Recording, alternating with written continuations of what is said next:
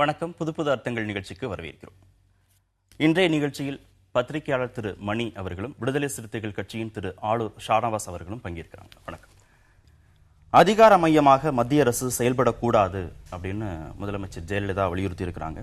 நேற்று டெல்லியில் பிரதமர் தலைமையில் நடந்த மாநில முதலமைச்சர்கள் கூட்டத்தில் அவருடைய உரை வாசிக்கப்பட்டது. அதில் இந்த கோரிக்கையை அவர் வச்சிருக்கிறார். எப்படி பார்க்கலாம் இந்த கோரிக்கை? இல்லை, வரவேற்கத்தக்க கோரிக்கை தான் இது. மாநில அரசுகளுடைய உரிமைகளை மீட்டெடுப்பது பற்றியும் அதிகப்படியான அதிகாரங்கள் மாநிலங்களுக்கு வழங்க வேண்டுவது பற்றியும் முதலமைச்சர் அவருடைய உரையில் குறிப்பிட்டிருக்கிறார். முதலமைச்சர் போகவில்லை, நிதியமைச்சர் ஓ பன்னீர்செல்வம் அவர்கள் முதலமைச்சரின் உரையை, ஜெயலலிதா உரையை படித்திருக்கிறார்.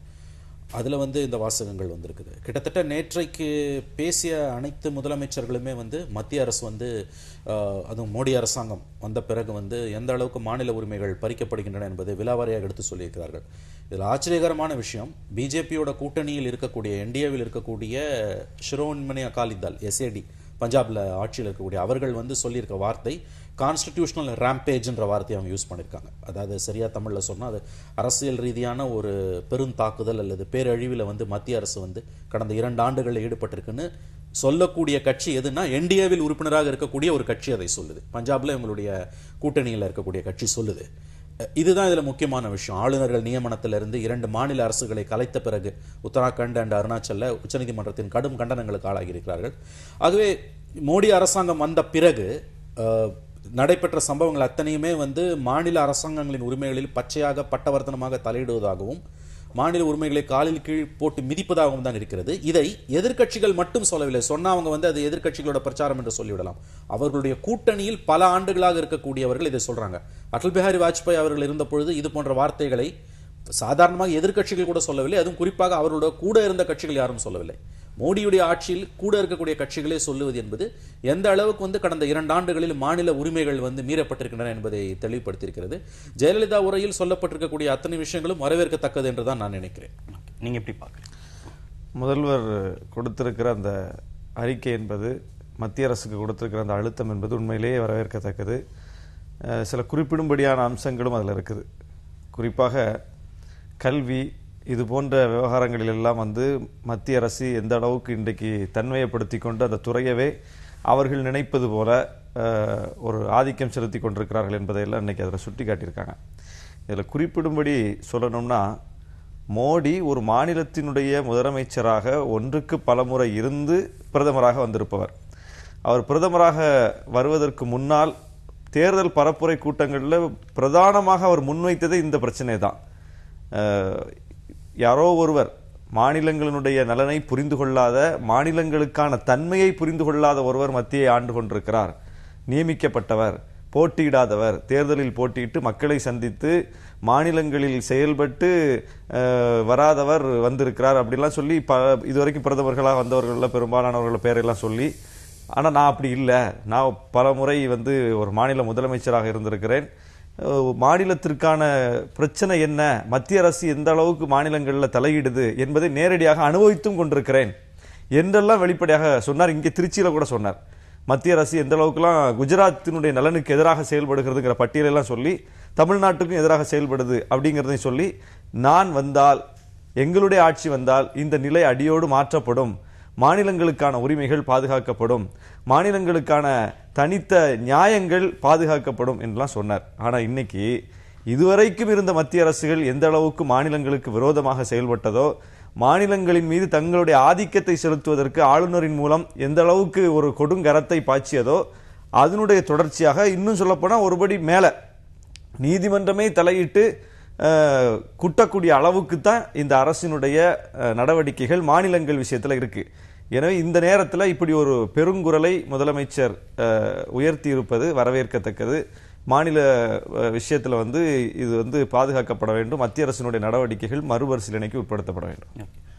மாநிலத்திற்கான கூடுதல் அதிகாரங்கள், சில விஷயங்கள், கல்வி உள்ளிட்ட சில விஷயங்களை மத்திய அரசு பொறுப்பிலிருந்து மாநில அரசின் கட்டுப்பாட்டின் கீழ் கொண்டு வருது, இது மாதிரி சொல்லக்கூடிய விஷயங்களை மாநில சுயாட்சியை நோக்கி இந்த அரசியல் கட்சிகள் நகர்றாங்க அப்படின்னு புரிஞ்சுக்கலாமா?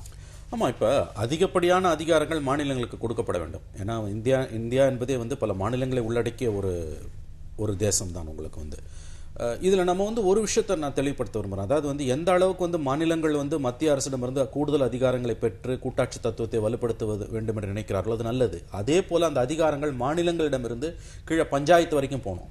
இவங்க இன்னைக்கு என்ன விரும்புறாங்க, ஜெயலலிதாவோ மற்ற முதலமைச்சர்களோ விரும்புவது என்னன்னு கேட்டீங்கன்னா, மத்திய அரசாங்கத்திடமிருந்து எங்களுக்கு கூடுதல் அதிகாரம் வேணும், நாங்கள் அதை வைத்துக் கொள்வோம் விரும்புறாங்க. அது ஏற்றுக்கொள்ளத்தக்கதல்ல. கீழே வரைக்கும் பஞ்சாயத்து ராஜ்ன்றது அதுதான். உங்களுக்கு வந்து நீங்க கீழ்மட்டம் வரைக்கும் நீங்கள் வந்து அந்த அதிகார பரவலாக்கம் என்பது வேண்டும். ஆனா இன்னைக்கு வந்து தமிழ்நாட்டில் அது இருக்கான்னு பாத்தீங்கன்னா துரதிருஷ்டவசமா அது கிடையாது. உள்ளாட்சி அமைப்புகளுக்கு இருக்கக்கூடிய அதிகாரங்கள் என்பது என்ன என்பது நமக்கு தெரியும். அது ஒரு கேள்விக்குறிதான்.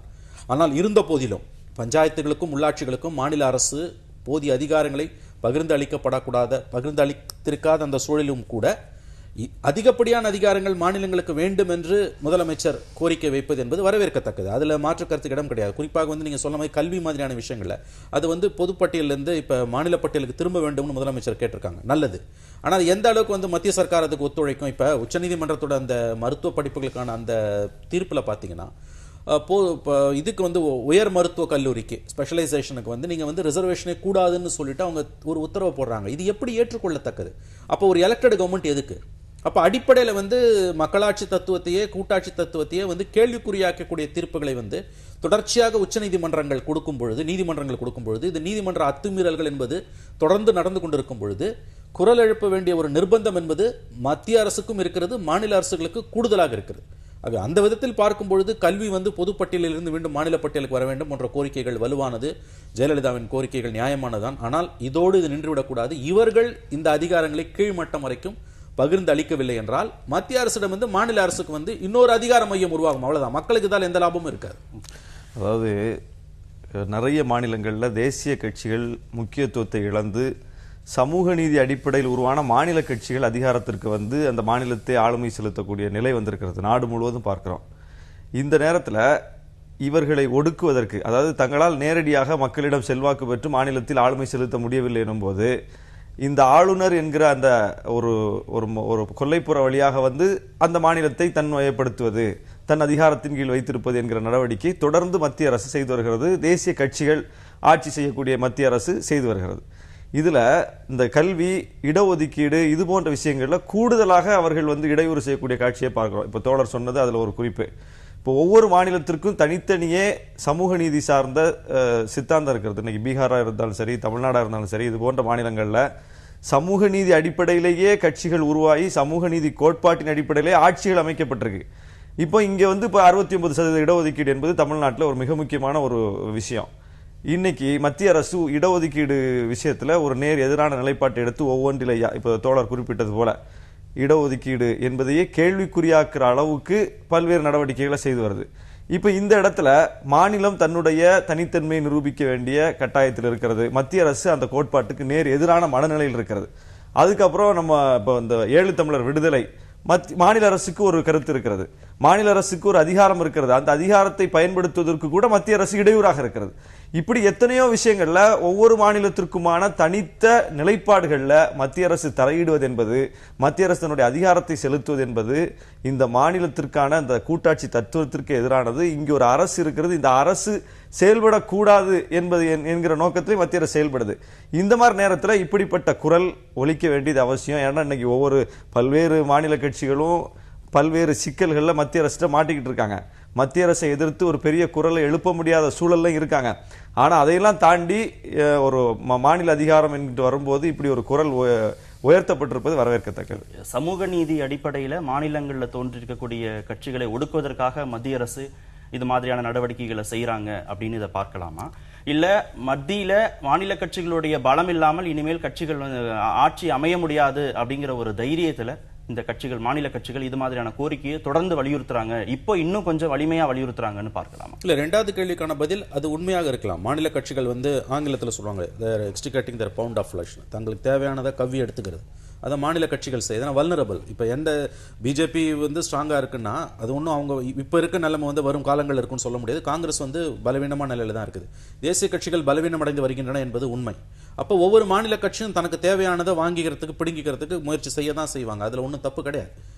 அப்புறம் முதல்ல சொன்ன பாயிண்ட் என்ன சொன்னீங்க நீங்க? உங்களுடைய சமூக நீதி அடிப்படையில் சமூக நீதி அடிப்படையில் மாநில கட்சிகள்ல வந்து அந்த கட்சிகள் பலம் பெறாங்க, அந்த மாநிலங்கள்ல பலம் பெறாங்க. இத தேசிய கட்சிகள் வந்து இந்த கட்சிகளை ஒடுக்குவதற்கான முயற்சி கண்டிப்பாக அப்படின்னு தான் இதை பார்க்க வேண்டும். ஏன்னா வந்து இரண்டாவது சொன்னது எப்படி உண்மையோ அதே மாதிரி வந்து தங்களுடைய அந்த மேலாதிக்கத்தை ஹெகமனின்னு சொல்லுவாங்க, அந்த மேலாதிக்கத்தை நிறுவுவதற்காகவும் தக்க வைத்துக் கொள்வதற்காகவும் மீண்டும் பெறுவதற்காக வந்து தேசிய கட்சிகள் இதை செய்ய தான் செய்வாங்க. அது காங்கிரஸோட பிஜேபி ரொம்ப க்ரூடா செய்யறாங்க. இப்ப நீங்க கடந்த 2 வருஷத்தில் நடந்த விஷயங்களை பாத்தீங்கன்னாலே அது உங்களுக்கு தெரியுது. ஒவ்வொரு மாநிலத்தில் இப்ப காங்கிரஸ் முக்து பாரத்னு சொல்லிட்டு அவங்க சொல்றாங்க. அது நீங்க தேர்தல் மூலமா பண்ணீங்கன்னா பரவாயில்ல. தொடர்ச்சியாக 2 உச்சநீதிமன்ற தீர்ப்புகள் 2 மாநிலங்களில் வந்து நீங்கள் வந்து குடியரசுத் தலைவர் ஆட்சியை பிரகடனப்படுத்துவது வந்து செல்லாது என்று சொல்லும் பொழுது இது மிகப்பெரிய ஒரு பின்னடைவு இந்த அரசுக்கு.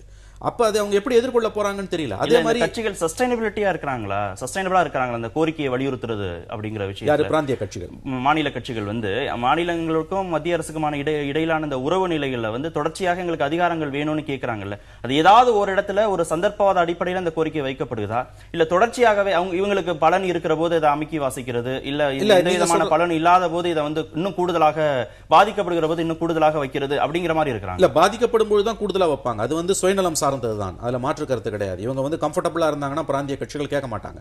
ஆனால் இவர்கள் பலவீனம் அடையும் பொழுது, இவர்களுக்கு வந்து பிரச்சனை வரும்பொழுது, அதே நேரத்தில் மத்தியில் இருக்கக்கூடிய ஆட்சி வந்து பலவீனமாக இருக்கும்போது இந்த கோரிக்கை ஓங்கி தான் ஒலிக்கும். அது தவிர்க்க முடியாது. அதுதான் அரசியல். நாம் கவனிக்க வேண்டியது கூட்டாட்சி தத்துவத்திற்கு எதிராக மத்திய அரசு வந்து என்ன மாதிரியான காரியங்களை கடந்த 2 ஆண்டுகளாக செய்திருக்கிறது என்று பார்த்தால், நேற்றைய மாநில முதலமைச்சர்கள் மாநாட்டில் அவர்கள் பேசிய ஒவ்வொரு மாநில முதலமைச்சரும் எழுப்பியிருக்க குரல் என்பது தவிர்க்க முடியாதது. அதாவது வந்து அதை புறந்தள்ள முடியாது. சர்க்காரியா கமிஷன் பரிந்துரைகள் என்று ஒன்று இருக்கிறது. மத்திய மாநில உறவுகள் பற்றி முடிவு செய்வதற்காக பல ஆண்டுகளுக்கு முன்னால் நியமிக்கப்பட்ட நீதிபதி சர்க்காரியா தலைமையிலான ஒரு குழு அவர்கள் கொடுத்த எத்தனை பரிந்துரைகளை வந்து இவர்கள் வந்து ஏற்றுக்கிட்டு இருக்காங்க. வரதா பாக்குறீங்க கூட்டணி ஆட்சி அப்படிங்கிறது ஏன் கூட்டாட்சியா மாற முடியல அப்படிங்கிறதுக்கான ஃபெயிலியரா நீங்க எதை பாக்குறீங்க? இல்ல, இவங்க அதிகாரங்களை பகிர்ந்து கொள்ள மறுக்கிறார்கள். இப்ப ஒரு ஆளுநரை நீங்கள் நியமிக்கும் பொழுது அந்த மாநில அரசு கலந்தாலோசிக்கப்பட வேண்டும் என்பது சர்க்காரியா கமிஷன் பரிந்துரைகளில் ஒரு முக்கியமான பரிந்துரை. ரெக்கமெண்டேஷன் தான், பைண்டிங் கிடையாது. ஆனால் அந்த பரிந்துரை இப்ப எந்த அளவுக்கு இவங்க ஃபாலோ பண்ணிட்டு இருக்காங்க. ஆகவே ஒவ்வொரு மாநிலத்தின் உள்விவகாரங்களிலும் தலையிடுவது, கூடிய வரைக்கும் அதிகாரங்களை கையில் எடுத்துக்கொள்வது போன்ற விஷயங்கள் வந்து தொடர்ச்சியாக நடந்து கொண்டிருக்கு. அதைத்தான் சொன்னேன் உங்களுக்கு வந்து பிஜேபி ரூல்டு ஸ்டேட்ஸ் மட்டும் இல்லாம சிரோன்மணி அகாலிதள் மாதிரி தேசிய ஜனநாயக கூட்டணி என்டிஏவில் இருக்கக்கூடிய கட்சிகளே வந்து இதை வந்து, அதாவது பிரகாஷ் சிங் பாதலுடைய மகன் துணை முதலமைச்சர் சுக்பீந்தர் சிங் பாதல் அவர் தான் இந்த கான்ஸ்டிடியூஷனல் ரேம்பேஜ் என்ற வார்த்தையை பயன்படுத்துறாரு. அப்ப அது எந்த அளவுக்கு வந்து மத்திய மாநில அரசுகளுடைய உறவுகள் வந்து மோசமடைஞ்சிருக்குன்றதை நீங்க இதுல இருந்தே புரிந்து கொள்ளலாம். மாநில கட்சிகள் இந்த கோரிக்கையை வைக்கிற போது அதுல ஒரு தொடர் நிகழ்வாக தொடர் அழுத்தமாக இது இருந்தா ஏதாவது ஒரு விதத்துல வந்து பயன் கொடுக்கும். தனக்கான பிரதிநிதித்துவம் மத்திய அரசுல இருக்கு அப்படிங்கிற போது கூட்டாட்சி தத்துவத்தை வலியுறுத்தாத ஒரு நிலையும், அவங்களால தங்களுக்கு பாதிப்பு அப்படின்னு வருகிற போது இந்த குரலை உயர்த்தி பிடிக்கிறதும் எந்த அளவுக்கு இதை வந்து ஒரு ஆரோக்கியமான பாதையை நோக்கி நகர்த்தும் இந்த கோரிக்கை? மாநில கட்சிகள் இந்த விஷயத்துல பல்வேறு தொய்வில் இருக்கிறாங்கிறது உண்மை. ஏன்னா நான் அதை ஏற்கனவே குறிப்பிட்டேன், ஒவ்வொருவரும் ஒவ்வொரு சிக்கலில் மத்திய அரசினுடைய தயவை எதிர்பார்த்து மாட்டிக்கொண்டிருக்கிறார்கள். அது அந்த கட்சியை மாநிலத்தை ஆளக்கூடிய கட்சியை வழிநடத்தக்கூடிய தலைவர்கள் சிக்கியிருக்கிற ஊழல் வழக்குகள், இப்படி பல பிரச்சனைகள் இருக்கிறது. அதனால மத்திய அரசினுடைய குரல் உயரக்கூடிய இடத்துல இவர்கள் வந்து ஒரு பெருங்குரல் எடுத்து பேச முடியாத சூழல்ல சிக்கி இருக்கிறதுனால பல மாநிலங்கள் மத்திய அரசுக்கு இணைந்த ஒரு போக்கை கையாண்டு இந்த மாதிரியான மாநில உரிமை தொடர்பான விஷயங்கள் எல்லாம் பெருங்குரல் எடுத்து பேச முடியாம இருக்காங்க. அதையும் தாண்டி பேசி ஆக வேண்டும் என்கிற நிலை வரும்போதுதான் இப்படிப்பட்ட குரல் வெளியே வருது. அதையும் தாண்டி ஆனா இதுதான் பிரச்சனையே. இங்கேதான் மத்திய அரசு தன்னுடைய கரத்தை இன்னும் கூடுதலா தூக்குது. மாநிலங்கள் சம்பந்தப்பட்ட விஷயத்துல எந்த சமரசமும் கிடையாது, கூட்டாட்சி தத்துவம் பாதுகாக்கப்பட வேண்டும் என்று சொல்லி மாநிலங்கள் அனைத்தும் சேர்ந்து ஒருமித்த குரல்ல ஒலித்தா இந்த பிரச்சனைக்கு முடிவு வரும். இன்னைக்கு பீகார் முதல்வர் கருத்து வச்சிருக்கிறாரு, தமிழக முதல்வர் கருத்து வச்சிருக்கிறாரு. இது மாதிரி எத்தனை மாநில முதல்வர்கள் இந்த விஷயத்துல கருத்தை பகிர்ந்து கொண்டார்கள் என்பதே ஒரு கேள்விக்குறியா இருக்குது. அப்ப மாநிலங்களுக்கு இடையிலேயே கூட இந்த விஷயத்தில் ஒரு ஒருங்கிணைவு இல்லாத சூழலை பார்க்கிறோம். மத்திய அரசு எப்போதுமே ஏதாவது ஒரு வழியில் மாநிலத்தை ஆதிக்கம் செலுத்த வேண்டும் என்று தான் நினைக்கும். இன்னைக்கு உத்தரகாண்ட்லயும் அருணாச்சல பிரதேசத்திலையும் வந்து ஆளுநரின் மூலம் பெரிய அளவில் ரோல் பண்ண முடியலங்கும் போது குடியரசுத் தலைவர் ஆட்சி அமல்படுத்துவது என்கிற நிலைக்கு ஒரு எக்ஸ்ட்ரீமுக்கு போகுது மத்திய அரசு. அதுவே புதுவையிலையும் டெல்லியிலையும் ஆளுநரை கொண்டே அதை செய்ய முடியும் போது ஆளுநரை கொண்டே அதை செய்து அந்த அதிகாரத்தை தன்னுடைய ஆதிக்கத்தை நிலைநாட்டக்கூடிய சூழலை பார்க்கிறோம். எந்த வடிவத்திலாவது ஒவ்வொரு மாநிலத்திற்குள்ளும் தன்னுடைய அதிகாரத்தை தக்க வைக்க வேண்டும், ஆதிக்கத்தை தக்க வைக்க வேண்டும் என்று மத்திய அரசுடைய விருப்பம். அது பாஜக அரசு காங்கிரஸ் அரசுலாம் எந்த வேறுபாடும் கிடையாது. அது மத்திய அரசுக்கே உரிய தன்மை. இதிலிருந்து விடுபடணும் அப்படின்னா மாநிலங்கள் தங்களுக்குள்ள ஒரு ஒருங்கிணைவை ஏற்படுத்திக்கிட்டு எல்லோரும் ஒருமித்த குரலை ஒலிக்கும் போது அதற்கான தீர்வு கிடைக்கும். ஒருமித்த குரல் அப்படின்னு சொல்லுற போது ஒரு கேள்வி வருது. நீங்க சொன்ன மாதிரி அந்த கூட்டணியில இருந்த ஒரு கட்சியும் இந்த கோரிக்கையை வச்சிருக்கு அப்படிங்கறத தாண்டி யாரெல்லாம் சொல்லியிருக்கிறாங்க இந்த கோரிக்கைன்னு பார்த்தா மம்தா பானர்ஜி சொல்லியிருக்கிறாங்க, நிதிஷ்குமார் சொல்லியிருக்கிறாரு, ஜெயலலிதா சொல்லியிருக்காங்க. எல்லாருமே பிரைம் மினிஸ்டர் கேண்டிடேட் அப்படின்னு ஏற்கனவே பேசப்பட்ட அதிகாரம் படைத்தவர்களாக இருக்கிறாங்க. இப்ப இவங்களாலதான் இந்த கோரிக்கையை வைக்க முடியுதுன்னு பார்க்கிறதா இல்ல இவங்க தான் வைக்கிறாங்க அப்படின்னு அதை புரிஞ்சு இல்ல எல்லா மாநில முதலமைச்சர்களுமே கிட்டத்தட்ட இந்த கருத்தை பேசியிருக்கிறார்கள். அதுல சில மாநிலங்கள்ல அவங்களுக்கு இந்த அளவுக்கு ஓங்கி ஒலிக்க வேண்டிய அவசியம் கிடையாது. ஏன்னா அவங்களுக்கு அந்த மாதிரியான பிரச்சனைகள் கிடையாது. ஆனா இப்ப ஷிரோன்மணி அகாலிதளோ அல்லது மமதாவோ நிதிஷோ நீங்க சொன்ன மாதிரி பிரைம் மினிஸ்டர் கேண்டிடேட்டா சொல்லக்கூடியவங்க அதை வைக்கிறது என்னன்னு கேட்டீங்கன்னா மாநில அரசியலில் தங்களுடைய ஆளுமையை மேலும் வலுப்படுத்திக் கொள்வதற்காக அவங்க அதை செய்யறாங்க. அது ஒரு பொலிட்டிக்கல் போஸ்டரிங் தான். ஆனால் நல்லது அது. ஏன்னா இன்னைக்கு இருக்கக்கூடிய சூழல்ல இப்ப நீங்க அவர் சொன்னாரு காங்கிரஸோ பிஜேபியோ யாராண்டாலும் இந்த பிரச்சனை இல்ல. அதுல ஒரு சின்ன வித்தியாசம் இருக்குது. இப்ப 94 பொம்மை ஜட்ஜ்மெண்ட்டுக்கு பிறகு மாநில அரசுகளை தான் தோன்றித்தனமாக காங்கிரஸ் அரசு கலைக்கவில்லை. அந்த 94க்கு முன்னால வரைக்கும் இந்திரா காந்தி காலத்திலையும் ராஜீவ்காந்தி காலத்திலையும் கண்டமெனி கலைச்சாங்க. கிட்டத்தட்ட 108 அரசாங்கங்கள் கலைக்கப்பட்டது. தமிழ்நாட்டிலே கூட 2 முறை திமுக அரசு கலைக்கப்பட்டது. 94க்கு பிறகு அது நடக்கல, அந்த ஜட்ஜ்மெண்ட்டுக்கு பிறகு. ஆனால் இந்த பொம்மை ஜட்ஜ்மெண்ட்டை காத்துல பறக்க விட்டுட்டு 2 அரசாங்கங்களை இவர்கள் கலைத்தார்கள். அதுவும் அருணாச்சல் பிரதேஷோட கலைச்ச பிறகு அந்த தீர்ப்பு அரசியல் சாசன அமர்வில் நிலுவையில் இருக்கும் பொழுதே உத்தராகண்டா கலைக்கிறாங்க. இது ஒரு குவாலிட்டேட்டிவ் டிஃபரன்ஸ் இதுல இருக்குது. நம்ம இதை தான் நம்ம பார்க்கணும். அப்படி பார்க்கும் பொழுது இதற்கு முன்பு அதாவது எமர்ஜென்சி காலத்திலும் 94க்கு முன்பும் எந்த அளவுக்கு காங்கிரஸ் தான் தோன்றித்தனமாக மாநில உரிமைகளை காலில் போட்டு மிதித்ததோ அதே காரியத்தை இப்ப இருக்கக்கூடிய மோடி அரசு செய்கிறது. அடல் பிஹாரி வாஜ்பாய் காலத்தில் இது நடக்கவில்லை. நரசிம்மராவ் காலத்துல கூட 94க்கு பிறகு நடக்கல. இப்ப அது நடக்குதுன்னு போது அப்ப 2 முறை உச்சநீதிமன்றம் உங்களுக்கு தலையில் கூட்ட வேண்டிய சூழல் வந்திருக்கிறது. அந்த டிஃபரன்ஸ் இப்ப இருக்குது. இந்த பின்புலத்தில் தான் நேற்றைய மாநில முதலமைச்சர்களின் மாநாட்டை நாம் பார்க்க வேண்டும். நான் மறுபடியும் வலியுறுத்த விரும்புவது பஞ்சாப் மாநில முதலமைச்சரின் கருத்து தான் இதுல அதுதான் ஒரு இண்டிகேட்டரா நம்ம பார்க்கணும். ஏன்னா அந்த குரல் அங்கிருந்து வருவதும் இந்த பேக்ரவுண்ட்ல இருந்து வரதையும் நம்ம அப்படிதான் புரிஞ்சுக்கணும்னு பார்க்கறோம். 570 கோடி சிக்கிய விவகாரம் சிபிஐ விசாரணையில் ஊழலற்ற உண்மை வெளிவரும் என எதிர்பார்ப்பு, கருணாநிதி நம்பிக்கை அப்படின்னு ஒரு செய்தி இருக்கு. வழக்கை உயர்நீதிமன்றம் சிபிஐக்கு மாற்றிய பிறகும் கூட இது தொடர்பாக திமுக தலைவர் அறிக்கையை விட்டுட்டே இருக்கு. இந்த பின்னணியை எப்படி புரிஞ்சுக்கலாம்? அந்த ஹீட்டை அவர் கலைஞர் சஸ்டெயின் பண்றாரு. அந்த தொடர்ச்சியா இப்ப பாத்தீங்கன்னா நீங்க இந்த விவகாரம் வெளியில் வந்ததுலேருந்து எலெக்ஷன் கிட்டத்தட்ட 2 மாசம் ஆகுது. என்னோட எலெக்ஷன் முடிஞ்சு 2 மாசம் ஆகுது. இந்த 2 மாத காலத்தில் தேர்தல் முடிவுகள் வந்த பிறகும் கூட ஒரு கலைஞர் அந்த இஷ்யூ கண்டினியூஸா பேசிக்கிட்டே தான் இருக்காரு. ஒரு சீரான இடைவெளியில் அவர் பேசுறாரு. அதுவும் உயர்நீதிமன்றம் அவர்கள் போட்ட அந்த திமுக தொடர்ந்த வழக்கில் தான் டி.கே. இளங்கோவன் போட்ட வழக்கில் தான் உயர்நீதிமன்றம் உத்தரவிட்டிருக்கிறது தனி நீதிபதி. விசாரணை என்ன நடக்க போகுது என்ன நமக்கு தெரியல. ஆனால் அவர் தொடர்ச்சியாக அதை பேசுகிறாரு. அது அந்த இஷ்யூவை பப்ளிக் டொமைனில் வச்சுக்கிட்டே இருக்கார். அவர் மக்கள் மறந்துடக்கூடாதுன்னு அவர் பேசுகிறார். என்ன நடக்க போகுது நமக்கு தெரியல. அவ்வளோ சுலபமாக சிபிஐ கண்டுபிடிச்சிருமான்னு தெரியல. இந்த சிபிஐ பற்றி உச்சநீதிமன்றம் சொன்னது ஒரு கூண்டுக்களின்னு சிபிஐ பற்றி உச்சநீதிமன்றம் சொல்லியிருக்கிறது. இவர்கள் எப்படி மாநில காவல்துறை மாநிலத்தில் இருக்கக்கூடிய ஆட்சியாளர்களுக்கு விசுவாசமாக இருப்பார்களோ அதுபோல சிபிஐ என்பது மத்திய ஆட்சியாளர்களுக்கு விசுவாசமானவர்கள் என்பதுதான் பரவலான கருத்து. அதைத்தான் உச்சநீதிமன்றம் சொல்லியிருக்கிறது, நம்ம சொல்லல. ஒரே விதத்தில் வேண்டுமானால் உண்மை வரலாம். அது கூட எப்படின்னா ஓரளவுக்கான சாத்தியக்கூறு கோர்ட் மானிட்டர்ட் பண்ண இன்வெஸ்டிகேஷனா இருந்ததுன்னா அது கூட உச்சநீதிமன்றம் உயர்நீதிமன்றத்தில் கூட அவ்வளோ மதிப்பு கொடுக்கப்பட மாட்டாது. கோர்ட் மானிட்டர்ட் இன்வெஸ்டிகேஷனா இருந்ததுன்னா வேணா இதுல உண்மை வரலாம். அப்படி இல்லைன்னா இதுல பெருசா ஒன்றும் வருவதற்கு வாய்ப்பில்லை. ஏன்னா இந்த வழக்கில் அவர்கள் சிபிஐ விசாரணை கேட்ட பொழுது இதுல அப்படி ஒன்றும் இல்லைன்னு சிபிஐ மனு தாக்கல் பண்றாங்க.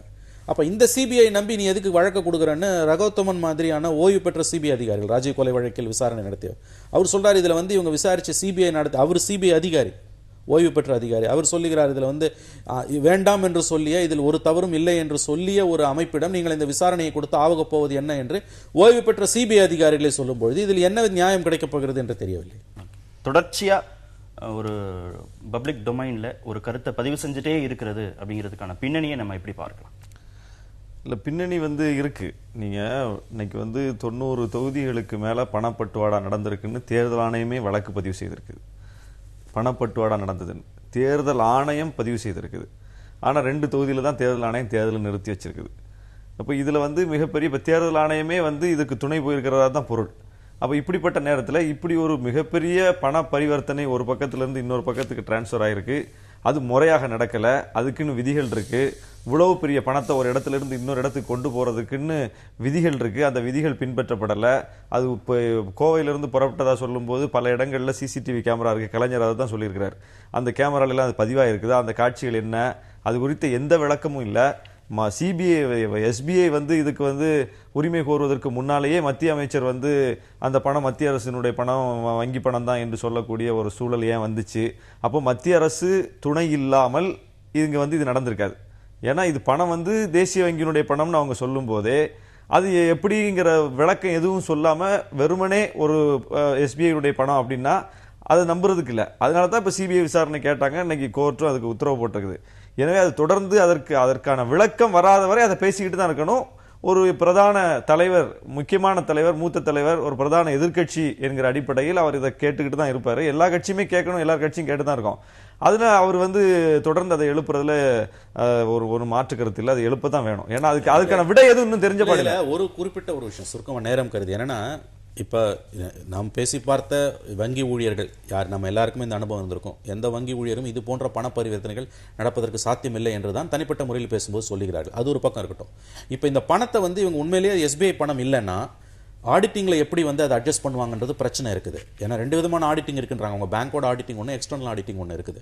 அப்படி இருக்கும் பொழுது இப்போ வேணா இவங்க விஷயத்தை ஓரளவுக்கு அமுக்கலாம். பிற்காலத்தில் ஏதோ ஒரு கட்டத்தில் அது வெடித்து செல்வதற்கான வாய்ப்புகள் இருக்கிறது. அதனால தான் இப்போ உங்களுக்கு சென்ட்ரல் விஜிலன்ஸ் கமிஷன் இருக்குது. அவங்கள இதில் தலையிட்டாங்கன்னா அவர்கள் இதில் கவனம் செலுத்தும் பொழுது உண்மை வெளியே வருவதற்கான வாய்ப்புகள் இருக்குது. ஏன்னா ஆடிட்டிங்ல இந்த பணத்தை இவர்கள் எப்படி அட்ஜஸ்ட் பண்ணுவாங்க? ஒருவேளை இந்த பணம் எஸ்பிஐ பணம் இல்லைன்னா வழக்கு நீதிமன்றத்தில் இருக்கு. சிபிஐ இந்த விசாரணையை முடிச்சு அறிக்கையெல்லாம் தாக்கல் பண்ணாத போது தேர்தல் தோல்வி, அதனால பாதிக்கப்பட்டவர் நியாயம் கேட்கிறாரு தொடர்ச்சியா அப்படின்னு இதை புரிஞ்சுக்கிறாங்க. அரசியல் திமுக மீது சொல்லப்பட்ட இந்த 2G ஊழல் மாதிரி ஒரு குறிப்பிட்ட தொகையை தொடர்ச்சியாக பொதுமக்கள் மத்தியில, ஊடகங்கள் மத்தியில அவர் பதிய வைக்க முயற்சியாக இதை பார்க்கலாம், திமுக முயற்சியாக பார்க்கலாம். ஒரு சீரான இடைவெளியில இந்த அறிக்கைகள் வருகிற போது இதை எப்படி புரிஞ்சுக்கிறது? இல்ல, கலைஞர் இதை பேசுவது அரசியல், அதுல நீங்க மாற்று கருத்து வேண்டாம். ஆனால் ஒரு அரசியல் கட்சி அப்படித்தான் செயற்படுத்த முடியும். இப்ப 2G வழக்குல திமுக எதிராக 1,76,00,000 சொல்லிட்டு அந்த ஊழல் நடைபெற்றது என்று எல்லாரும் பேசினார்கள். திமுகவை தவிர மற்ற அத்தனை கட்சிகளும் பேசின, ஊடகங்கள் பேசின, எல்லாரும் பேசினாங்க. அது போல இந்த விஷயத்தை அவர் கையில் எடுத்திருக்காரு. ஒரு பிரதான எதிர்க்கட்சியின் வேலை. இதுல தப்பு ரைட்டுன்னு எதுவுமே கிடையாது. இதுல பிரச்சனை என்னன்னா யார் சொல்றாங்கன்றது முக்கியம் கிடையாது, அவங்க என்ன சொல்றாங்கன்றது தான் முக்கியம். இவ்வளவு பெரிய தொகை இதுவரைக்கும் வரலாற்றிலேயே சுதந்திரத்துக்கு பிறகு இப்படி ஒரு பெரிய அமௌண்ட் போய் அதுக்கு எந்த டாக்குமெண்ட்ஸும் இல்லாம போலீஸ் லுங்கி கட்டிட்டு இருந்தாங்கன்றாங்க, எந்த விதமான டாக்குமெண்ட்ஸும் இல்லைன்றாங்க. அவர் கேட்கிற ஒரு கேள்வி நியாயமான கேள்வி தான். சிசிடிவி ஃபுட்டேஜ் எங்கன்றாரு, அது கிடையாது.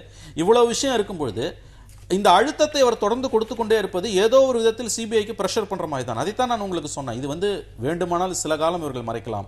ஒரு கட்டத்தில் இப்போ ஆடிட்டிங்ல இதை எப்படி அவங்க அட்ஜஸ்ட் பண்ண போறாங்கன்னு தெரியல. அதையும் செஞ்சாங்கன்னா ஒன்றும் பண்ண முடியாது. அதாவது தனிப்பட்ட கட்சிகளை நோக்கி நகர்வது, தனிப்பட்ட தலைவர்களை நோக்கி நகர்வது என்கிற ஒரு அம்சம் விடுதலை சிறுத்தைகள் வரலாற்றிலே கிடையாது. ஒரு கோட்பாட்டின் அடிப்படையில் நகர்வது என்பதுதான் எங்களுடைய அஜெண்டா. அப்படித்தான் நாங்கள் இதுவரைக்கும் நகர்ந்து வந்திருக்கிறோம். கடந்த தேர்தலில் ஒரு மிக முக்கியமான ஒரு கோட்பாட்டை முன்வைத்தோம், கூட்டணி ஆட்சி. அதற்கு இசைவு தெரிவித்த கட்சிகளோடு கூட்டணி வச்சோம். அதுல உறுதியா இருந்தோம்.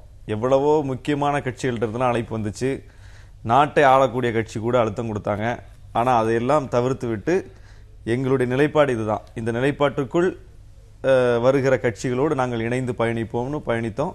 இன்றைக்கு வரைக்கும் அந்த மக்கள் நல கூட்டு இயக்கம் தொடருது. ஆனா இன்னைக்கு சட்டமன்ற தேர்தலை எதிர்கொண்டது போல் அடுத்து வரக்கூடிய நாடாளுமன்ற தேர்தலை எதிர்கொள்ள முடியாது.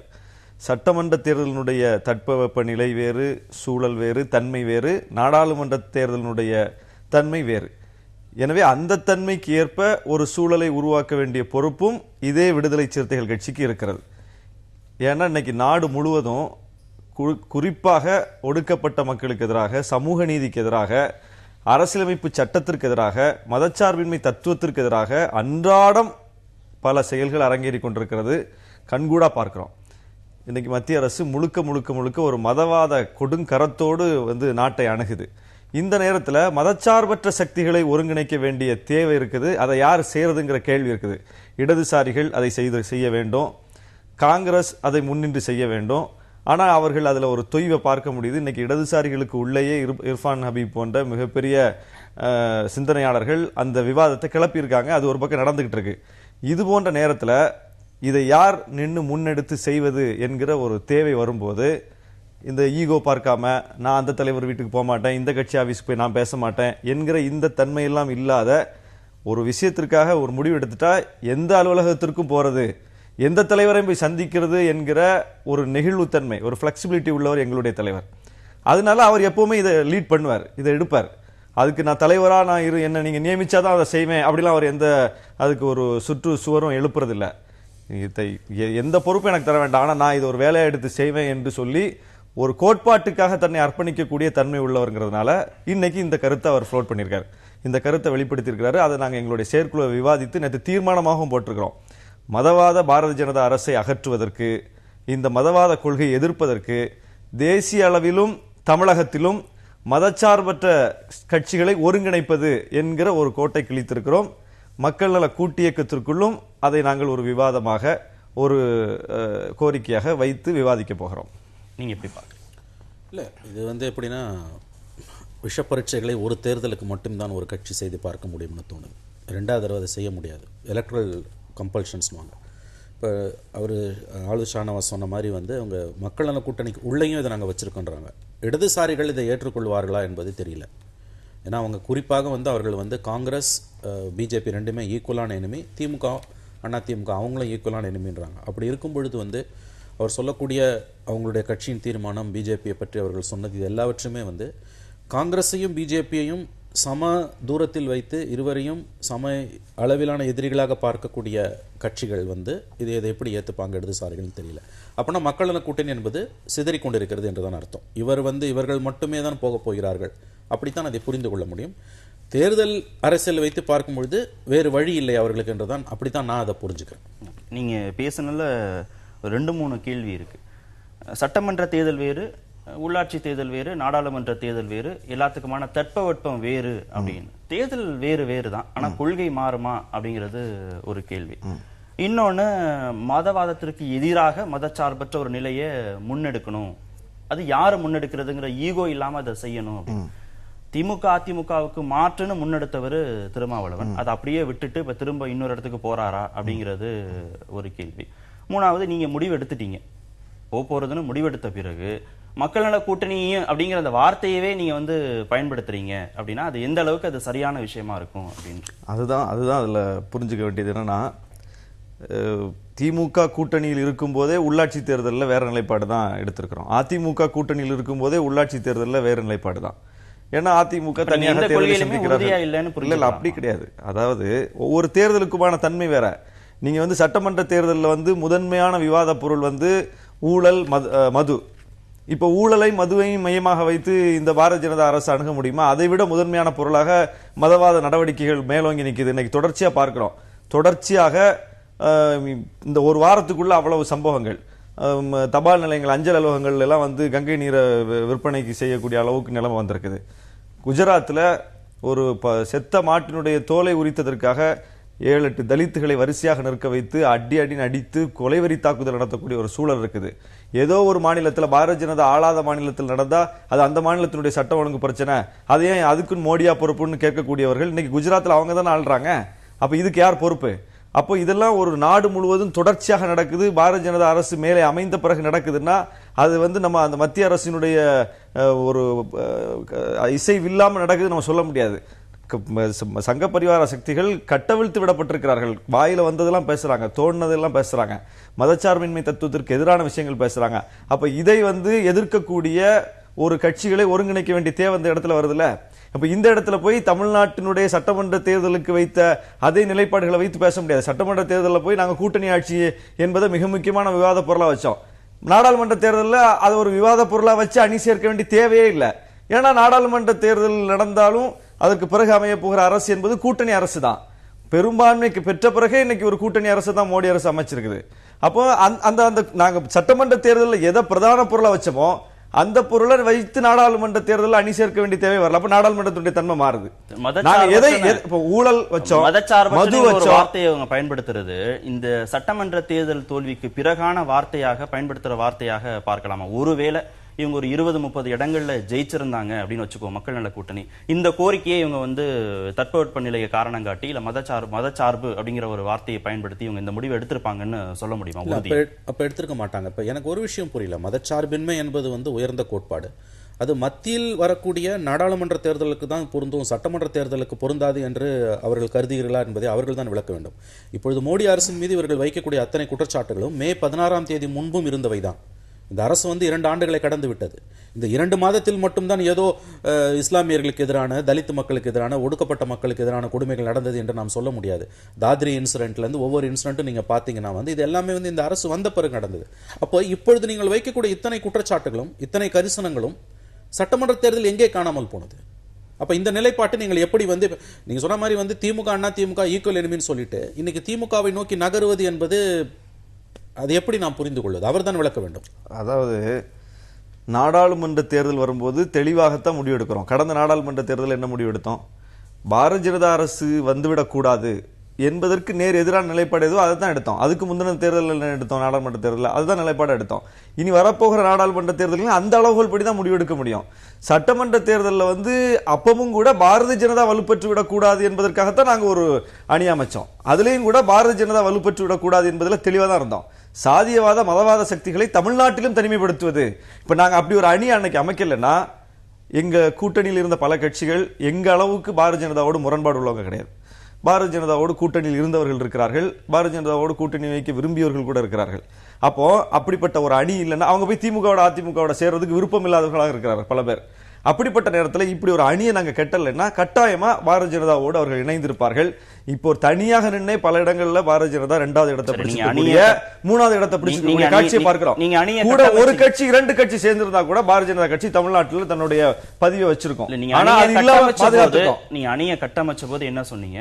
நாங்க வந்து ஒரு 10 ஆண்டுகளுக்கு தொடர்ந்து செயல்பட வேண்டியதாக இருக்குது அப்படின்னு நீங்க சொன்னீங்க. தேர்தல் தோல்விக்கு பிறகு என்ன சொன்னீங்க? கால அவகாசம் ரொம்ப குறைவாக இருந்தது மக்களை சந்திப்பதற்கு, மாற்றம் குறித்து அவர்களுக்கு புரிய வைப்பதற்கு எங்களுக்கு கால அவகாசம் குறைவா இருந்தது, அதனால இந்த தோல்வியின. இப்ப இந்த வார்த்தைகள்லாம் என்னாச்சு? இப்ப கால அவகாசம் உங்களுக்கு முடிஞ்சு போச்சா, இல்ல நீங்க அதுல தொடர்வதற்கு உங்களுக்கு விருப்பம் இல்லையா? அந்த கோரிக்கையை திமுக அதிமுகவுக்கு மாற்றங்கிற கோரிக்கை அப்படியே பாதியிலேயே விட்டுட்டு திடீர்னு மதச்சார்பற்ற ஒரு நிலைக்கு நாங்க போறோங்கும் போது மக்களுக்கு உங்கள் மீதான நம்பிக்கை எப்படி வரும்? அதாவது திமுகவையும் அதிமுகவையும் எதிர்ப்பதற்கான காரணங்கள் என்னன்னு தெளிவா சொல்லி தான் நம்ம சொல்றோம்.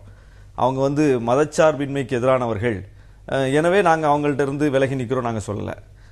ஊழல் மது என்று தமிழ்நாட்டு தேர்தலை சந்திப்பதற்கான பிரதான காரணமாக முன்வைக்கப்பட்ட விஷயங்கள்ல இன்னைக்கும் அப்படியே இருக்குது. மக்கள் நல கூட்டியக்கும் அப்படியே தான் இருக்குது, எந்த மாற்று கருத்தும் இல்லை. இப்ப மோடி அரசை எதிர்ப்பதற்கான ஒரு வியூகத்தை நாடாளுமன்ற தேர்தலுக்கு அமைக்க வேண்டிய ஒரு சூழல் வரும்போது மக்கள் நல கூட்டியக்கத்திற்குள்ளே இதை ஒரு விவாதமா நாங்கள் வைக்கிறோம். இதை ஒரு விவாதத்துக்குரிய பொருளை நாங்கள் வைக்கிறோம். அங்கே விவாதிக்கப்படுது. நாங்க வந்து மக்கள் நல கூட்டியக்கம் கலைக்கப்பட்டது, நாங்க திமுகவோட சேர்ந்து காங்கிரஸோட இணைய போறோம் அப்படி நாங்க சொல்லலையே. ஒரு கருத்தை முன்வைக்கிறோம். எப்பவுமே நாட்டு நலன் கருதி, தேச நலன் கருதி, மக்கள் நலன் கருதி தான் ஒரு கருத்தை முன்வைக்கிறோம். கூட்டணி ஆட்சி கருத்து எப்படி வந்து விசிகாவுக்கான சுயநல கருத்து அல்லது. கூட்டணி ஆட்சி அமைந்தா திமுக அதிமுக அல்லாத அவர்களோடு இணையக்கூடிய எல்லா கட்சிகளுக்கும் பயனளிக்கக்கூடிய ஒரு கோரிக்கை தான் அது. மக்களுக்கு பயனளிக்கக்கூடிய கோரிக்கை. அதிகாரம் பரவலாக்கப்படாத இடத்துல அதிகாரம் வந்து சேராத மக்களுக்கும் போய் சேரக்கூடிய ஒரு கோரிக்கை. அது அந்த தன்மையிலிருந்து அந்த கோரிக்கை வச்சோம். அதுபோலத்தான் இன்னைக்கு நாடு எதிர்கொள்ளக்கூடிய மிகப்பெரிய ஒரு சவால், மிகப்பெரிய நெருக்கடி. இந்த நெருக்கடியிலிருந்து விடுபடணும்னா ஒரு சமய சார்பற்ற அரசாங்கம் அமையணும்.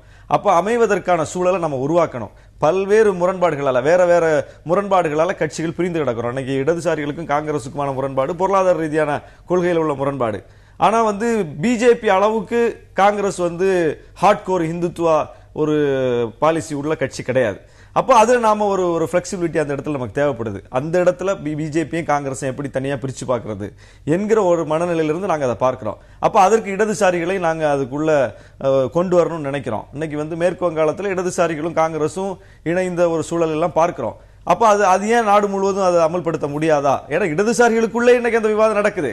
எங்க கட்சிக்குள்ள நடக்கிற விவாதம் மட்டுமல்ல, இடதுசாரிகளுக்குள்ள இன்னைக்கு மிக மூத்த சிந்தனையாளர்கள் அந்த விவாதத்தை கிளப்பியிருக்காங்க. இப்படிப்பட்ட சூழல்ல மதசார்பற்ற சக்திகள் நாடு முழுவதும் சிதறி கிடப்பதன் மூலம் அந்த சிதறலில் இருந்துதான் பாரதிய ஜனதா கட்சி எழுச்சி பெற்றிருக்கிறது. பாரதிய ஜனதா கட்சி ஒன்று 50 விழுக்காட்டிற்கு மேல் ஆதரவை பெற்று வெற்றி பெறல, 30 விழுக்காட்டை பெற்றுதான் மோடியை கவர்மெண்ட் ஃபார்ம் பண்ணார். ஏன் அந்த 70 விழுக்காடு வாக்குகளும் சிதறடிக்கப்பட்டிருக்கிறது. காங்கிரஸ் தனியா, முலாயம் சிங் தனியா, மாயாவதி தனியா, தமிழ்நாட்டுல திமுக தனியா, இப்படி பல்வேறு கட்சிகளும் பிரிஞ்சு பிரிஞ்சு பிரிஞ்சு இடதுசாரிகள் தனியா, இப்படிப்பட்ட ஒரு சூழல் இருக்கிற வரை மோடி மீண்டும் வரக்கூடிய சூழலை நாமளே உருவாக்கிடக்கூடாது.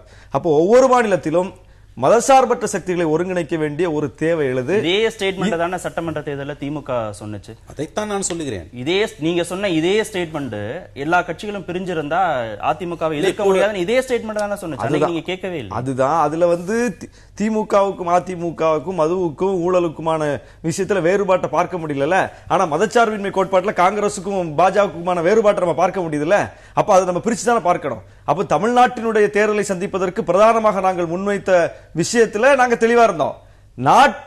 நாட்டினுடைய தேர்தலை சந்திக்கும் போது, நாடு தழுவிய தேர்தலை சந்திக்கும் போது அதுல பாஜகவுக்கும் காங்கிரசுக்குமான பிரத்யேகமான முரண்பாட்டை தனித்து அடையாளப்படுத்தி அந்த தேர்தலை சந்திக்கிறது தான் சரியா இருக்கும். விடுதலை சிறுத்தைகள் கட்சி தமிழ்நாட்டு நலன், தேச நலன் அப்படிலாம் பிரிச்சு பாக்குறாங்க. இப்ப தமிழ்நாடு தேசத்துக்குள்ள இல்லைன்னு புரிஞ்சுக்கிறதா? எப்படி உங்களுடைய பார்வை? இது முரண்பாடாகத்தான் எனக்கு படுகிறது. நீங்கள் ஒவ்வொரு தேர்தலுக்கும் ஒரு நிலைப்பாட்டை வைக்க முடியாது. இங்க பிஜேபி ஒரு பவர்ஃபுல்லான பார்ட்டி கிடையாது. அதனால இங்க இஷ்யூஸ் வேற, மது ப்ரொஹிபிஷன்லயே ஆகட்டும் அல்லது ஊழல்லே ஆகட்டும், திமுக அண்ணா திமுக வித்தியாசம் இல்லைன்னு சொல்லிட்டு மாநில தேர்தலில் ஒரு நிலைப்பாட்டையும் மத்தியில் ஒரு நிலைப்பாட்டையும் எடுப்பது என்பது ஏற்றுக்கொள்ள முடியாது. இது ரொம்ப நீங்க பிராக்டிக்கலா பாக்குறீங்கன்னா நம்ம கவனிக்க வேண்டிய விஷயம் என்னன்னா, இந்த தேர்தலில் ஒரு மிகப்பெரிய தோல்வியை அவர்கள் சந்தித்திருக்கிறார்கள். கிட்டத்தட்ட அவங்க அது எதிர்பார்த்ததாகத்தான் இருக்கும் என்று நான் கருதுகிறேன்.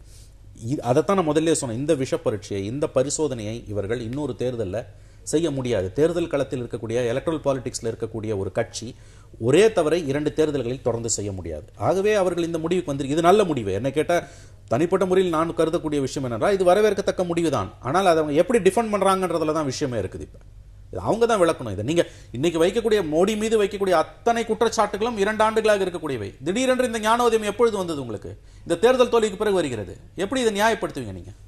அப்புறம் இந்த பிஜேபியை பத்தி நீங்க சொல்லும் பொழுது மக்கள் நல கூட்டணியில் நீங்க சொல்றீங்க, அவர்களுடைய மதச்சார்பின் மேல் எனக்கு எந்த சந்தேகமும் இல்லை. ஆனால் நான் ஒண்ணு கேட்கிறேன், இன்னைக்கு அந்த மக்கள் நல கூட்டணியில் இருக்கக்கூடிய கட்சிகளில் இடதுசாரிகளை தவிர்த்து மற்றவங்க அத்தனை பேரும் விசிகே உட்பட ஒரு தேர்தலிலாவது பிஜேபியோட கூட்டணியில் இருந்தவங்க.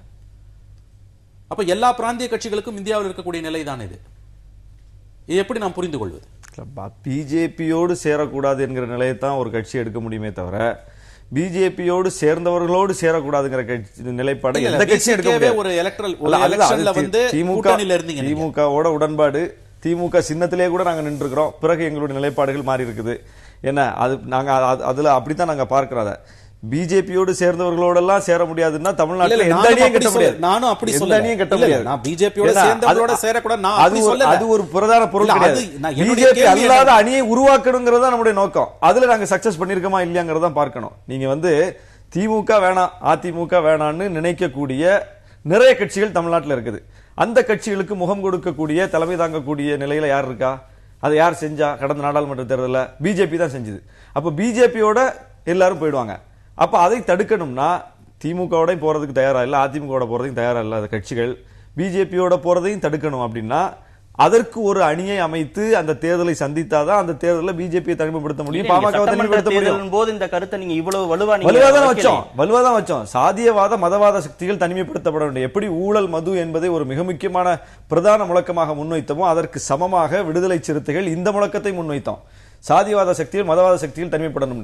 எங்களை பிஜேபியோட போலாம் வாங்கன்னு சில கட்சிகள் அழைத்தார்கள். நாங்க தெளிவா சொன்னோம், பிஜேபியோட நீங்களும் போகக்கூடாது, நீங்க எங்க அணிக்கு வாங்கன்னு சொல்லி தான் அந்த அணியை நாங்க கட்டியிருக்கோம். அப்ப அதுல நாங்க தெளிவா இருந்திருக்கிறோம். பாரதிய ஜனதாவோடு போவதில்லை, பாமக சொன்னாங்க எங்களுக்கு திமுக அதிமுகவோட தான் நாங்க கூட்டில்ல, மற்ற எல்லாரும் வரலாம், விடுதலை சிறுத்தைகளும் வரலாமான்னு கேட்கும் போது வரலாம் என்று வெளிப்படையாக சொன்னார்கள். அப்ப பாமகவோட சின்ன அட்ஜஸ்ட்மெண்ட் பண்ணிருக்கலாம், நாங்க அந்த இடத்துல செய்யல. அப்போ நாங்க அதுல தெளிவா இருக்கிறோம். மதவாத சக்தி சாதிவாத சக்திகளை தனிமைப்படுத்துவது மோடி அரசு அமைவதற்கு முன்னாலும் எதிர்த்திருக்கிறோம், அமைந்த பிறகும் தொடர்ந்து எதிர்த்து வந்திருக்கிறோம். 2 ஆண்டுகளா மோடி அரசு நாங்க எதிர்க்காம அமைதியா இருந்தோம். விடுதலை சிறுத்தைகள் கட்சியோட இந்த முடிவு அப்படிங்கிறது திமுக வெற்றியா பார்க்கலாமா? இல்ல, வெற்றி அப்படின்னு நீங்க பாக்குறது, நாங்க சொன்னது இதுதான் நாங்க சொன்னோம், சட்டமன்ற தேர்தல் போது நாங்க இதைதான் சொன்னோம், திமுக இன்னும் அழுத்தம் திருத்தமாக நிரூபிச்சிருக்கு இவங்க முடிவு மூலமா அப்படின்னு புரிஞ்சுக்கலாம். அப்படித்தான் இதை புரிந்து கொள்ள வேண்டும். இது பிரச்சனை என்னன்னு கேட்டீங்கன்னா திமுக அண்ணா திமுகவை தவிர்த்த கட்சிகள், தேசிய கட்சிகளாக இருக்கலாம் அல்லது பிராந்திய கட்சிகளாக, அது சிறிய கட்சிகள் நான் சொல்றது வந்து கொள்கை அளவில் அல்ல, எண்ணிக்கை அளவில் சொல்கிறேன், அது போன்ற கட்சிகள் வந்து ஒரு பிரதான கட்சிக்கு எதிராக 2 தேர்தல்களில் தொடர்ந்து 3வது அணி அமைத்து களம் காண முடியாது. ஏன்னா நீங்க வந்து எலக்ட்ரல் பாலிடிக்ஸ்ல இருக்கீங்க. 4 எம்எல்ஏவோ 2 எம்பியோ இல்லைன்னா வந்து உங்களுடைய தொண்டர்களை நீங்கள் தக்க வைப்பது என்பதே வந்து உங்களுக்கு கடினமான காரியமாக ஆகிவிடும். அந்த வழி வந்து இப்பயே அவங்களுக்கு வந்திருக்கும் நான் நம்புறேன். நான் அப்படிதான் நினைக்கிறேன்.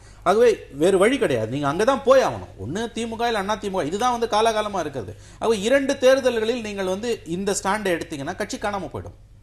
அவர்களை பொறுத்தவரையில், திமுகவை பொறுத்தவரையில் காங்கிரஸை தவிர்த்து வேறு எந்த கட்சியுமே கிட்டத்தட்ட அவங்க கிட்ட இல்லாம இருந்த சூழல்ல இப்படி ஒரு கட்சி வந்து அவர்களை நோக்கி வருவது என்பது அவர்களை பொறுத்தவரையில் அது வந்து ஒரு வரவேற்கத்தக்க விஷயமாகத்தான் திமுகவோட பார்வையில் இருக்கும் நான் நினைக்கிறேன். இவங்க போறாங்களோ இல்லையோ, இது தொடர்பான தொடர்ச்சியா நடக்கக்கூடிய விவாதங்கள் இவங்களை வந்து அந்த கட்சியை நோக்கி நகர்த்திடும் அப்படிங்கிறத நம்ம எதிர்பார்க்கலாம். நிகழ்ச்சியில் பங்கேற்ற இருவருக்கும் மிக்க நன்றி. நேயர்களே, மற்றொரு நிகழ்ச்சியில் சந்திக்கலாம். நன்றி, வணக்கம்.